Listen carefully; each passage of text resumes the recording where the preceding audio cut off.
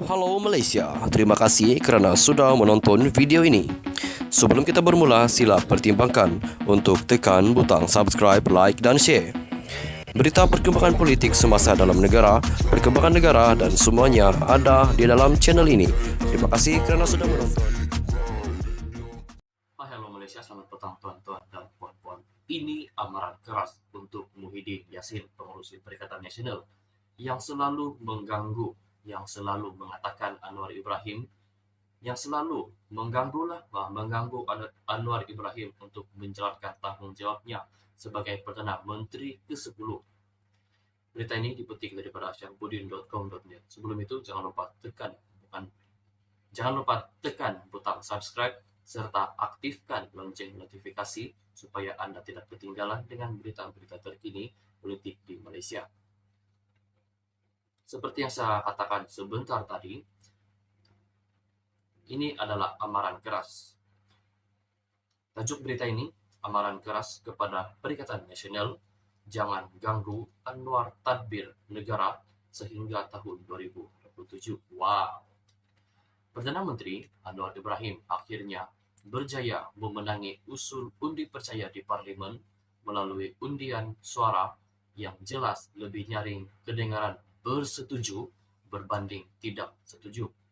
Dengan keadaan tersebut, kerajaan perpaduan pimpinan pengerusi Pakatan Harapan itu, yaitu Anwar Ibrahim, kini sah mempunyai sokongan majoriti yang mutlak, bukan setakat disokong oleh 2/3 daripada ahli-ahli parlimen, malah lebih daripada itu lagi. Ini kerana tidak mustahil ada daripada kalangan 74 ahli parlimen Perikatan Nasional yang dikenali sebagai blok pembangkang turut sama bersuara bersetuju memberi sokongan dalam undian suara yang dijalankan itu.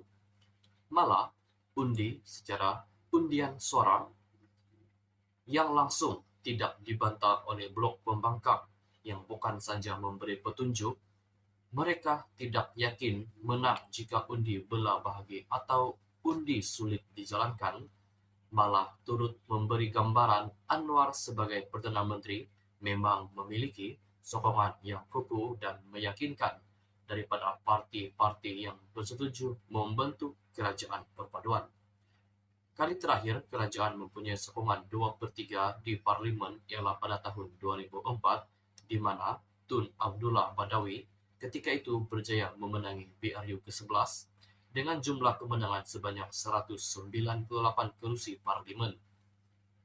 Tetapi apabila Barisan Nasional mula hilang majoriti, 2/3 daripada PRU tahun 2008, kemudiannya dengan hanya memenangi 140 kerusi, sejak itu tiada mana-mana kerajaan lagi berjaya melepasi garisan tersebut. Melalui undian suara yang tidak dibantah itu dan boleh ditafsirkan lebih besar daripada 2/3 itu, keabsahan dan keraguan terhadap kerajaan diterajui Anwar kini tidak timbul lagi. Dalam masa yang sama, dengan memilih bersetuju dengan undian suara dan sebelum itu, Sahidan Kasim turut menyarankan agar Perikatan Nasional PN tidak melibatkan diri dalam pengundian atas talian kerajaan sudah pun terbentuk dengan perkenan yang di-Pertuan Agong. Perikatan Nasional PN dengan sendirinya dapat menyelamatkan air mukanya daripada menerima malu buat kali kedua.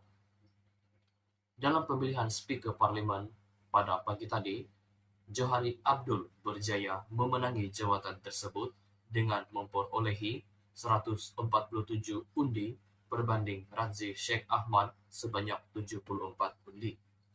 Begitu juga bagi jawatan timbalan Speaker, kedua-dua jawatan itu berjaya dimenangi oleh blok kerajaan dengan cemerlang. Kalau undian sulit atau belah bahagi dijalankan dalam usul percaya, Anwar dijangka akan memperolehi 148 undi setelah pada sebelah pagi ahli parlimen muka Hanifah Hajar Taib yang dipercayai kurang sihat telah terlewat sampai ke parlimen lalu terlepas untuk mengundi.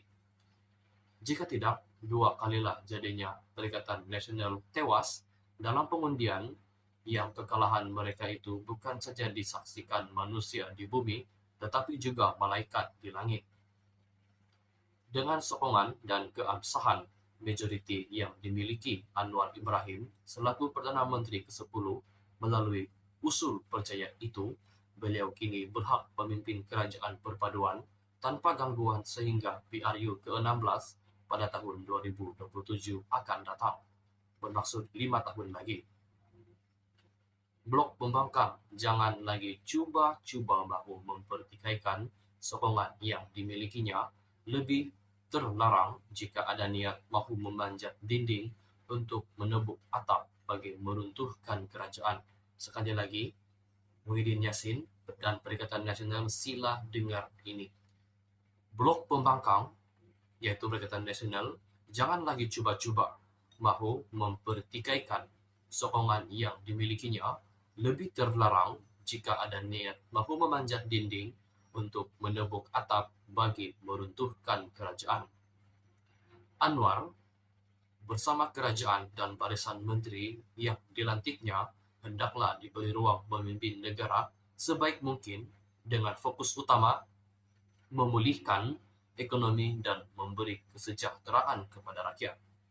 Blok pembangkang dengan Hamzah Zainuddin dilantik sebagai ketua pembangkang haruslah fokus membina diri menjadi pembangkang yang berwibawa dengan tujuan melakukan semak dan imbang serta membawa suara rakyat ke pentas parlimen untuk dibelah melalui batas-batas sedia ada. Bermain politik untuk jatuh-menjatuh dan menukar kerajaan wajib disimpan dengan diikat ketat di dalam almari buat sementara waktu. Kalau mahu menukar kerajaan dan menjatuhkan Perdana Menteri selepas ini, medan yang tersedia ialah PRU ke-16 pada tahun 2027 lagi. Jadi kalau mahu menukar kerajaan ataupun menjatuhkan Anwar Ibrahim sebagai Perdana Menteri yang ke-10, kita semua hanya perlu tunggu 5 tahun lagi untuk menukar kerajaan yang baru. Sebelum tahun 2027 adalah haram. Sekali lagi, saya bacakan. Sebelum tahun 2027 adalah haram mengganggu dan menggugat kedudukan Anwar bersama kerajaan perpaduan yang setelah diperkenankan pembentukannya oleh Yang di-Pertuan Agong, kini secara rasmi telah dimutlakkan keabsahan majoritinya melebihi 2/3 di Parlimen Yang Mulia. Sekian saja perkongsian berita untuk hari ini. Kita jumpa lagi di video yang seterusnya. Stay healthy. Bye.